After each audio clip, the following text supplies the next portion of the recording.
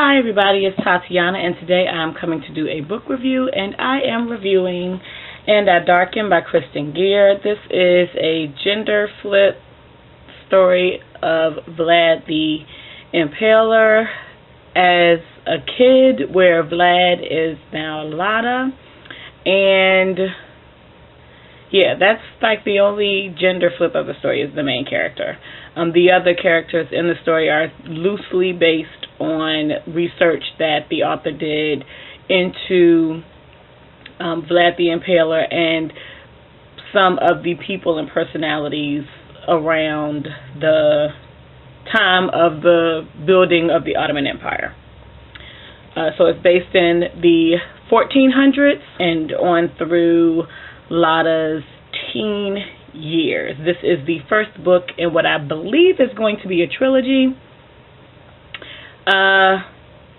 So Lada is the daughter of the king of Wallachia, whose name is Vlad, and she is given the name Lada as the feminine version of her father's name.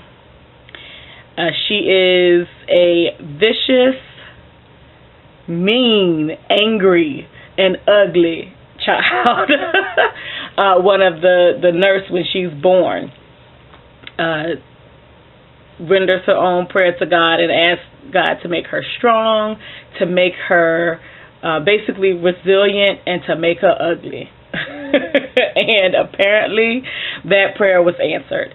It follows Lada as she and her brother are basically traded to the Ottomans, the Sultan of the Ottoman Empire at that time, as a way to ensure her father's allegiance to the Ottoman Empire, and so that the Sultan can tell him, you mess up, I could kill your kids.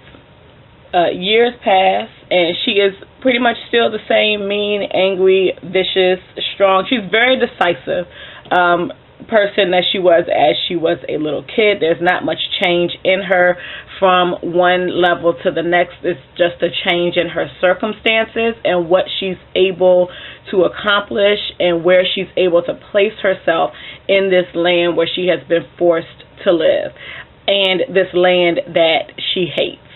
She's completely against the Ottoman Empire.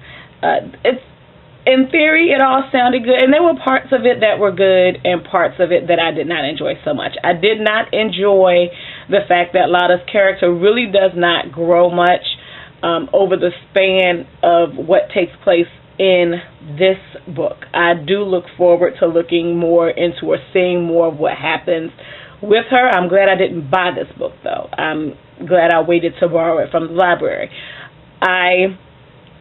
Some of the characters I liked, but I didn't like how they were written. There is an obviously gay character in the story. It starts out with him as a kid, and what I didn't like about it is the way that he was portrayed as being this crybaby, this person who's never able to stand up for himself or to do anything other than cry and be pampered. And I just had a problem with that. I had a problem with that. As he grows up, he, through the course of the story, because it doesn't just follow Lada, it does follow some of the secondary and tertiary characters in the story as well. And I think more development happened with those secondary and tertiary characters than what actually happened with Lada. Then, of course, you have the blessed and blasted and damnable love triangle that exists in 90% of YA stories, which it could have been done without, but it wasn't. Didn't care for it, didn't care for the impact that it had on the relationship between two of the characters in the story and how they related to each other and how they treated each other. The relationships in the story are tenuous at best overall, simply because of the dynamics between each person, particularly looking at Lada and her relationships with her father, with her brother, with the people that she meets in the Ottoman Empire. But one thing that I really did like about Lada, and it's something that gear picked up from the history of Vlad the Impaler is her mind, as far as her having a very sharp mind when it came to looking at the options and things available to you when dealing with combat. Something just fell.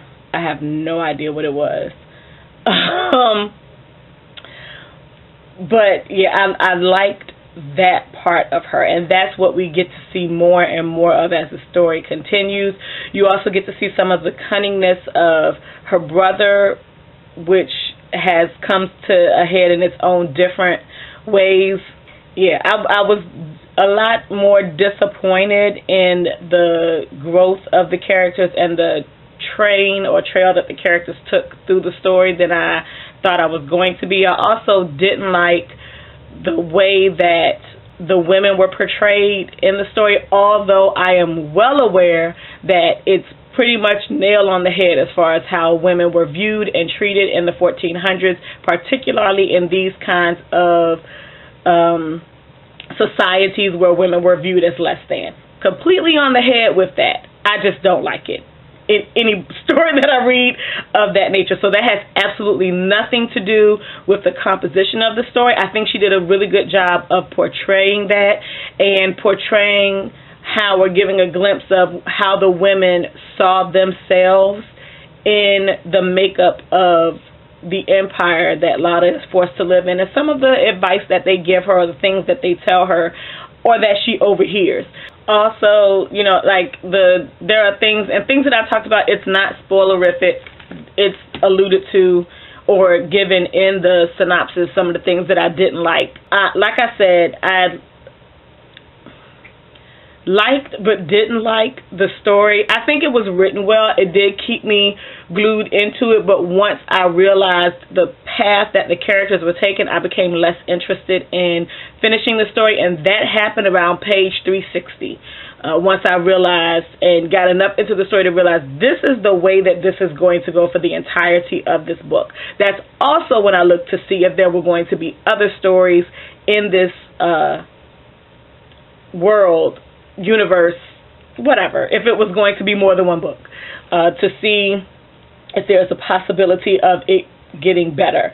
And it actually got better before we got to the end of the story. So that is a good thing. And it ended in a way that really does make me want to see what's going to happen next. I don't know a lot about the Ottoman Empire. I don't know a lot about history outside of America. Heck, I don't even know a lot about American history in the 1400s. Let's be real. But those are the time frames in history that I don't know a lot about, places that I don't know a lot about, that really stand out to me if I'm interested in reading a book. And then having this based on Vlad the Impaler, who was a personality that I was well aware of, and the gender flip of that really drew me to the story. But I did not think about the fact that it was a YA novel, and so this was not going to be Lada the Impaler as an adult who's going through, you know, all of these wars and fighting, and how she got her name, or how Vlad got his name and notoriety as Vlad the Impaler.